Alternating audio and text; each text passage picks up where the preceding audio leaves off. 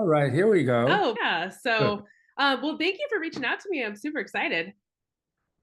Well, I'm Italian, so, Yeah, I mean, it and we're the works. Italian American Stories podcast.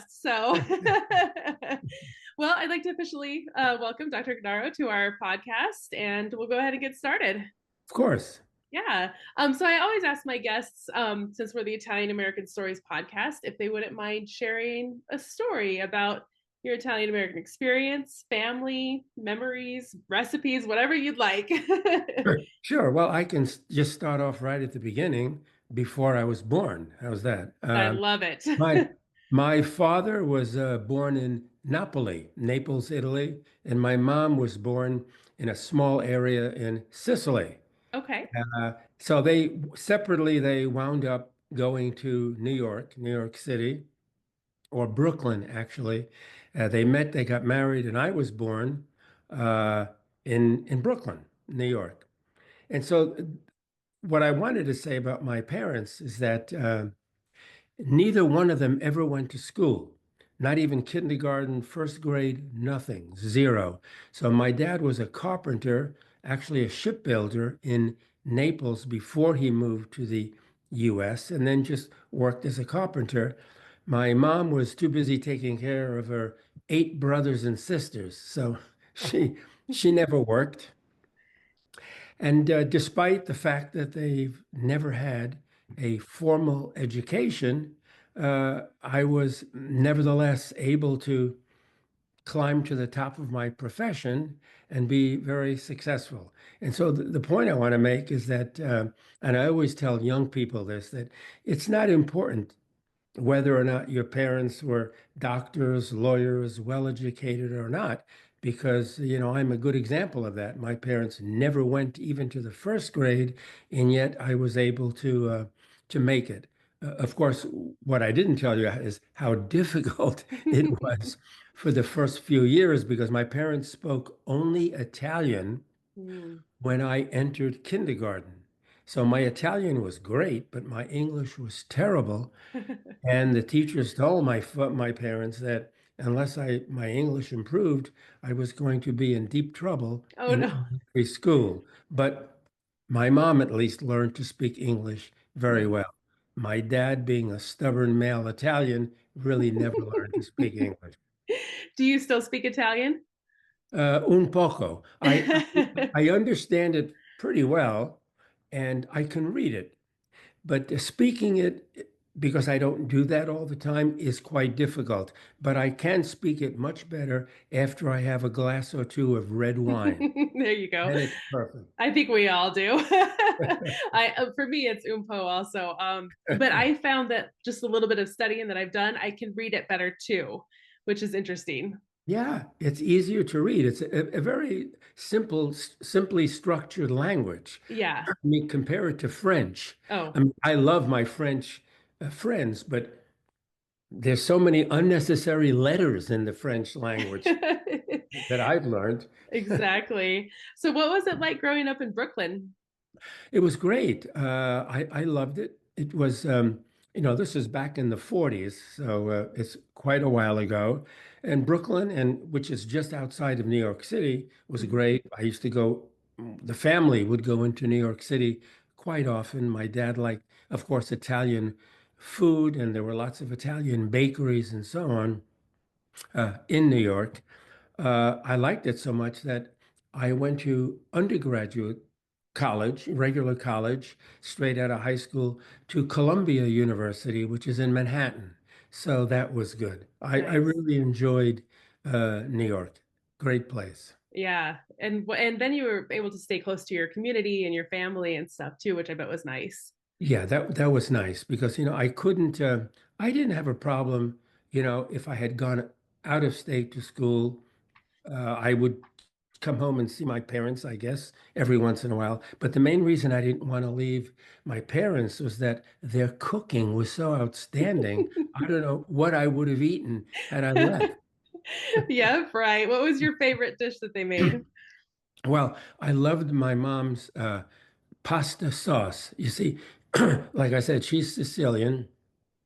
My dad is Neapolitan and very stubborn. And so he wanted the meat sauce to be made, the meat tomato sauce to be made his way. And my mom couldn't really do that. So she tried, but she wound up making a Sicilian Neapolitan red meat tomato sauce that was outstanding. And everybody Oh, was happy eating that. So that with pasta, that was it. oh, it sounds Still, amazing.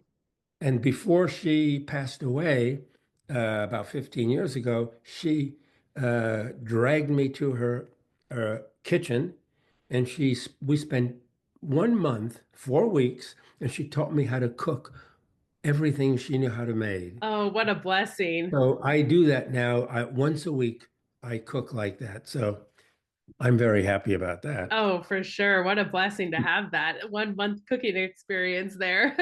Oh, it's tough, especially when she shows me what she's doing. I say, Mom, you have to measure everything so I can write down. I'm a scientist, I have to write down how much. You can't just say, oh, throw this in there, throw that there, handful, a little bit. So I brought my equipment in from the laboratory, and before she threw anything in a pot, I had to throw it into a chamber, a beaker, so I could Ah, measure how much it smart. was. I wrote it all down, and that's how I learned how to do it. Now, of course, I just throw it in a little bit, whatever looks right, I Yeah. add. She measured with her heart. Yeah. Yep, definitely. Well, I did a little bit of research and I would like you to tell us about your academic and your career. I know that you were a Nobel Prize winner in medicine. Right.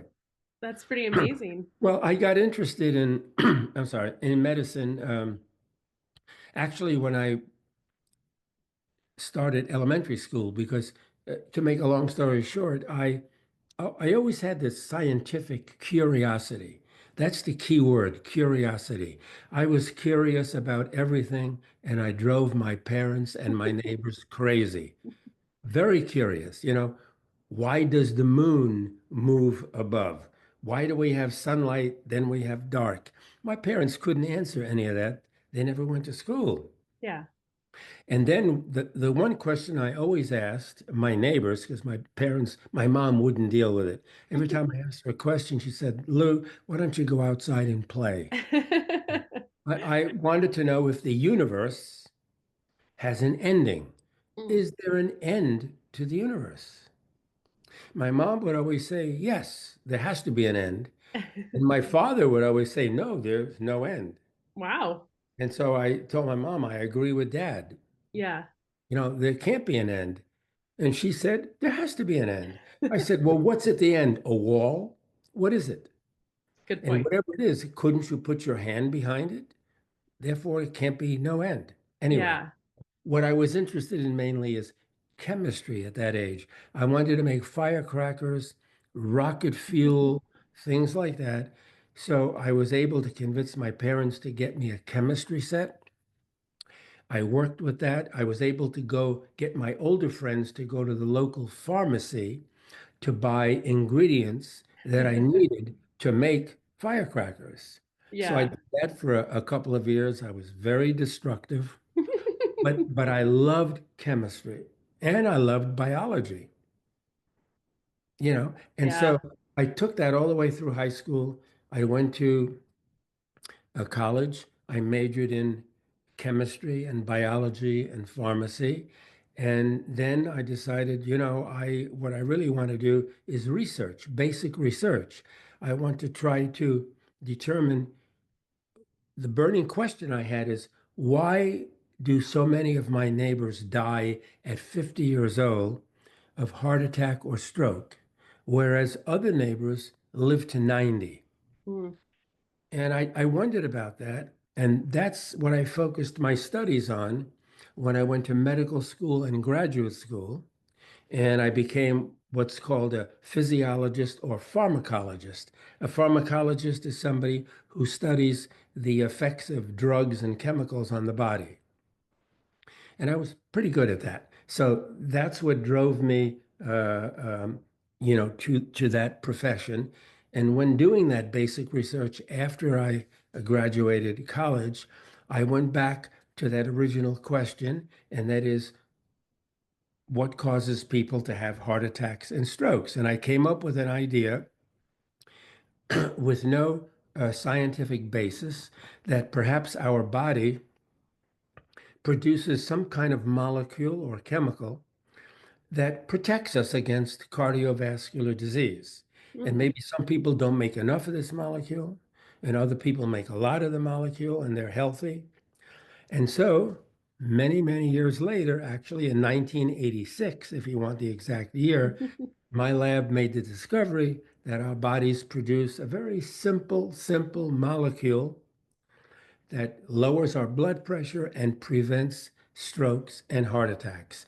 And that molecule, I think many people know today, but not enough know it as far as I'm concerned. And the molecule is called nitric oxide, or NO, Okay. which is different than nitrous oxide. That's laughing gas. That's an Oh, anesthetic. So yeah. NO is nitric oxide. And if you're into supplements and you go to the supplement stores, Hmm. there are dozens and dozens of products that say NO or NO strong or NO this, NO that, because research has shown that you could increase the production of nitric oxide in your body by Oh. taking these supplements. And a lot of athletes take this because it increases your muscle performance. Oh, okay. But at the same time, of course, it protects your cardiovascular system against disease. So it's really Yeah. a win-win situation. So I took you from firecrackers to the Nobel Prize. And I received the Nobel Prize for that discovery that our bodies make a life-saving molecule. And I got that prize in 1998. Wow, that's amazing. What an achievement. Not too many Italians have a Nobel Prize, so I was very proud of You that. were ready for that. That's really cool. Yeah. And so what are you doing now? Are you still working? Are you No, I've retired about let's see what about 8 years ago I retired. Only I was at UCLA, a okay? professor at the University of California, Los Angeles. That's where I taught medical students, graduate students, and had my big laboratory. So I retired from my academic responsibilities, so I don't go in there anymore. Although Yeah. they still have for me my free parking space. It's funny. Before the Nobel Prize, I had to pay $50 a month for parking. After the Nobel Prize, I have this free spot with my name on it, and nobody can park there but me. That's How's amazing. that? So, what I do now is I collaborate with many of my scientist friends. So, although I don't have a lab, I talk to them. We have ideas, share ideas. They do experiments. We publish together. Uh, as you can imagine, being a Nobel laureate in medicine and in a very popular subject, which is nitric oxide, I get invited to so many um, meetings to give lectures several times a month for the past 25 years. So that's how I keep busy. Oh, I okay. do, I do a lot of travel. I traveled so much before COVID. And then Yeah. when COVID hit, everything turned to Zoom, Yep. which is fine. But I'd rather be in Napoli, Italy, Oh. giving a lecture rather than doing it on Zoom from Los Angeles any day. Oh, for sure. Yeah. How long have you lived in California? 1985, Uh, I moved here. okay. My parents had moved here from New York in 1975, and I kept visiting them, and I fell in love with the weather in Oh. Los Angeles. Oh my God, so fantastic. So, and my parents were getting old, especially my father.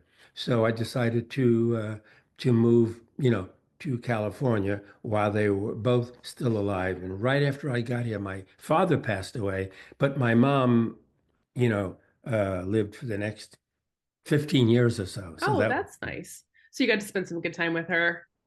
Oh yeah, and she, believe me, once the Nobel Prize was announced, she was.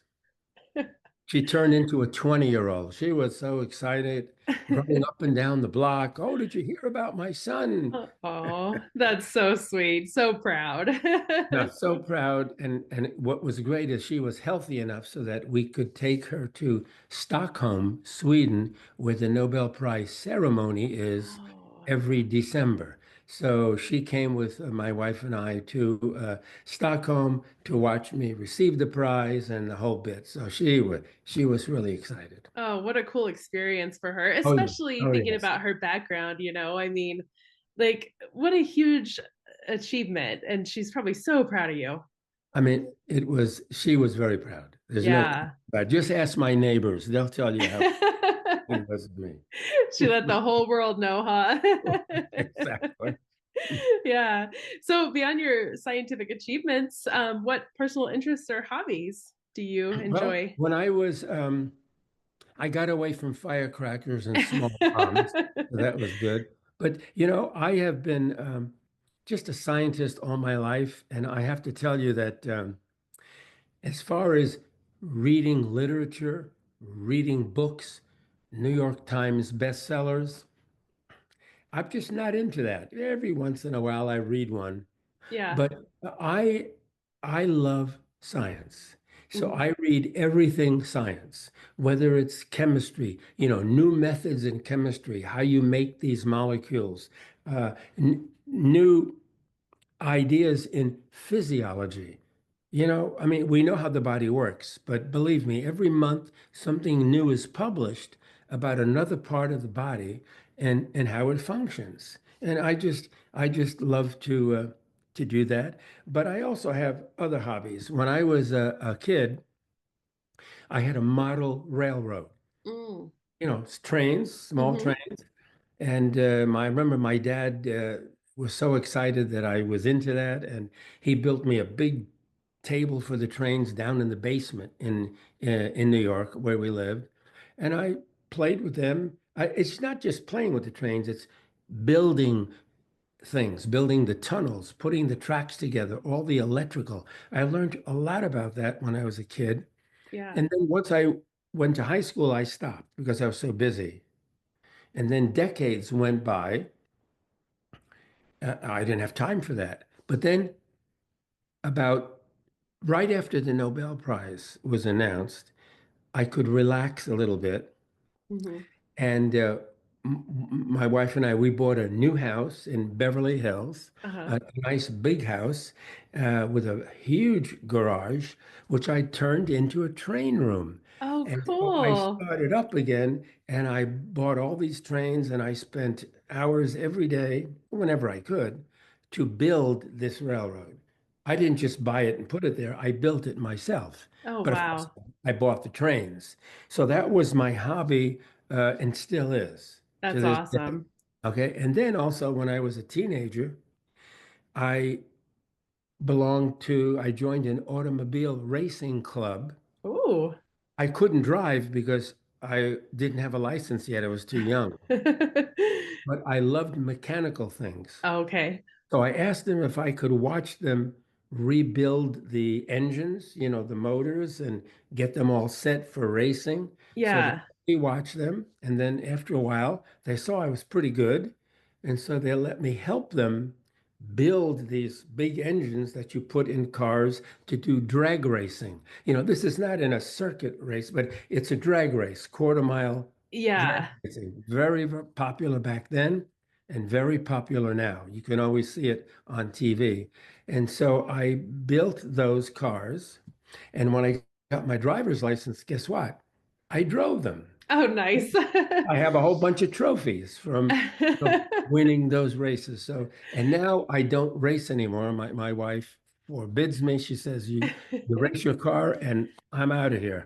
So no racing. But when we buy a new car, I always buy the fastest car I could possibly buy just to have a fast car. What can Nice. I tell you? Yep. You definitely have that scientific brain, the Oh, it's mechanical and all of that. well, I love that I have that scientific brain, but I have to tell you that it took a while for me to be able to communicate at a reasonable level with all my friends on Earth Sure. because I really knew only science. Yeah. When they were talking about, books and novels and Charles Dickens and this one and that one, I would just sit back and listen Yeah. and enjoy my red wine. Once in a while, fall asleep. But I'm getting better at it now. Nice. Did you have any early influences on you as far as your scientific path that you took? I mean, if have people influenced me? Yeah. Yes. I guess I've had some people who, some of my teachers uh, in elementary school and college did not influence me. In fact, most of them were so bad that no one could understand what they were teaching. They were terrible teachers, tricky exams, just no way to communicate information, to the students. But Yeah. despite that, I still maintained my interest in science because I did a lot of reading on my own. Hmm.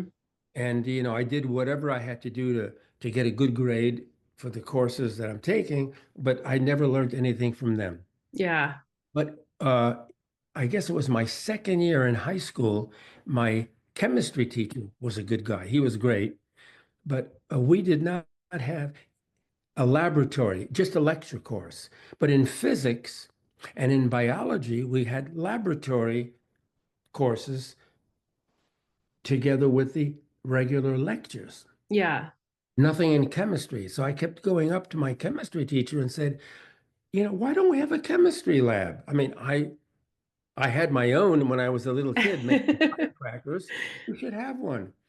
So he said, good idea. So anyway, so to make a long story short, he comes up to me and says, next week we're going to have a special visitor. He's going to help us set up a chemistry laboratory. He'll be here a few days. And he told me his name. I said, well, who is this guy? And my teacher said, oh, you won't know him. And I said, well, I might. I read a lot of chemistry. And he said, well, his name is Linus Pauling. Okay. And I said, oh my God, Linus Pauling. Didn't he just win the Nobel Prize Oh, in wow. chemistry? And he said, yes. So I knew all about his work. And nobody in the class knew about him, just the teacher and I. Just you. Okay. So this guy comes in and my teacher is quizzing me about what do I know about Linus Pauling? And I guess I surprised him because I knew a lot. So when Linus Pauling came to the school, the first person that my teacher introduced Linus Pauling to was me. Hmm. And so we had a great discussion. And for the next, I guess, 3.5 days, he and I really hit it off. He wished me the best of luck in my career. I told him I wanted to be a chemist, so that got him all excited. And he was great. He was a great teacher. He could explain chemistry is a hard subject. Oh my gosh. Anybody who took it in school. Yeah. Why is it hard? Because most of the teachers who taught chemistry didn't know how to teach it. That makes You have to sense. teach it in a special way. Linus Pauling taught chemistry in those 3 days in a way that I understood every single word. And also that motivated me to go on. And when I read chemistry, to approach it from a different point of view. He was really great. So I remembered him all the way through my schooling. And by Yeah. the time I made my discoveries, he had just passed away. Mm. An older guy. He was born in the 1800s. And so Yeah. um, I never got a chance to communicate with him again. But when he died, they created the University of, Oregon State University created an institute in his name called the Linus Pauling Institute. Oh, cool. And so I was invited after my prize, I was invited to go there and to give the opening lecture for the ceremony, to kind of bless Linus Pauling's Institute. So Yeah. I could tell him this story in much more detail, and it was great. Oh, what an honor. So he was a great influence, and that was a hell of an honor, you're right. Yeah. Yeah. Especially because he influenced you so much at one point, and that was almost a way to pay it back. Exactly, Very exactly. He neat. was a very, very important man. He created the groundwork. He created the groundwork for people like James Watson and Francis Crick to discover the structure of DNA. Oh, wow. Watson and Crick got the Nobel Prize for their discovery of DNA, which probably is the most important discovery and Nobel Prize ever. Yeah. But if it wasn't for Linus Pauling's initial work, they would have never done that. So So he I kind think of built that Linus Pauling was the foundation. greatest. Yeah. Yeah, that's amazing. How cool. Yeah, well, you are I think the second scientist that we've had on our podcast. Well, the first one we Oh, just told a story about. He was a geologist, though. So, I see. Yeah, I guess yeah. we could call a geologist a scientist. Yeah, of course. Yeah, geology. Yeah, you should Yeah. have more scientists b- because science is very exciting, and so many people are afraid of science Hmm. because they don't have the background. But if you explain it in a way that people can understand it, they'll realize that science, I mean, is the foundation of life. I mean, there's so many important things about science. There is. And Yeah. kids, so I teach fourth grade. Oh, great. Yeah, they, when I'm not doing this anyways, they love it. They get so excited for it. Because it's just such a different, it's more hands-on and it's a different way of Sure. thinking. And they are so excited about Yeah, it. there's a different way of thinking, and if you do it correctly, it's all logical. It all makes sense, and you Yep, don't have to memorize. You learn it, and the more you learn, the more motivated you are to learn more. Uh, exactly. and you know, I just hope we had better teachers for that. But biology, chemistry, physics, all very, very important. It I think. is. Yeah. Yeah. No, when I teach it, what I love about it is when I teach science is you have the lecture part, but then you can apply it in real life. And there's Yes, not a lot of subjects, we could read a book and we can, talk about characters and all of that kind of stuff, which right. is my world. I love that kind of stuff, but you Yeah, can't, that's it's hard great. to apply it in real life versus science. Right, right. See, I've written several books for the lay public, to read, and I'm working on another one now, and that is uh, cooking by the scientific method. All Mm, of cooking, especially baking, is based on science. yeah. People don't know, should I use baking powder? Should I use baking soda? How much vinegar should I use? How much salt? What if I leave out the salt? All of that. And it's all chemistry. So Hmm. I think that if you explain the baking based on scientific fact, people won't forget it and they'll be able to be very innovative and creative when they're baking. That's You very should taste, true. you should taste my cannoli. You would die. Yeah. Well, like you said with baking, you have to, because I cook kind of like your mom. I throw the ingredients in, but Right. not when it comes to baking because Can't you do that with will, baking. no, your final Right. product will be a mess. No, it would be a mess. Correct. Definitely. All right. Well, is there anything else that you'd like to share with our audience? We I just, generally don't have interviews. I think you're my fifth or sixth interview. I usually oh, just research and find stories of unknown Italians and tell their story. So it's always exciting to have a real live person on the podcast. well, So that's good. yeah, That's great. And, it's been an honor and a pleasure to talk with you on this special Italian American podcast. As you could tell, and I want to tell the viewers, I'm very proud to be Italian. Let me tell you. And I think that Italians have a great deal to offer, not just in cooking and music, but also in science. definitely. I completely agree. And you are all the evidence we need. Thank you. Yes. All right. Well, thank you so much for joining us. It's great. Thank you, Stephanie. It's great to be here. Thank you. Thank you.